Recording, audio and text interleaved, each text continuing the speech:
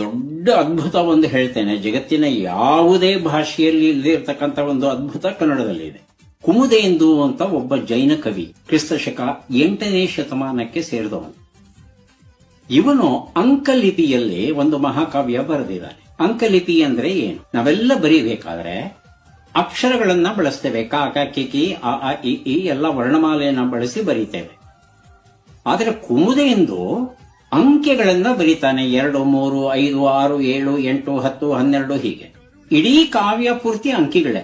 64 ಮನೆಗಳು ಇದೆ, ಇವತ್ತಿಗೂ ಇದೆ. ಆ 64 ಮನೆಗಳಲ್ಲಿ ಒಂದೊಂದು ಮನೆಯಲ್ಲಿ ಒಂದೊಂದು ಸಂಖ್ಯೆ ಬರೀತಾ ಹೋಗ್ತಾನೆ. ನೀವು ಈ ಕಾವ್ಯವನ್ನ ಓದಬೇಕು ಅಂದ್ರೆ ಒಂದೊಂದು ಅಂಕೆ ಇರುವ ಕಡೆ ಒಂದೊಂದು ಅಕ್ಷರವನ್ನ ಹಾಕ್ಬೇಕು. ಆ ಅಕ್ಷರವನ್ನ ಹಾಕಿದ್ರೆ ಮೂಲ ಕಾವ್ಯವನ್ನ ಓದಬಹುದು.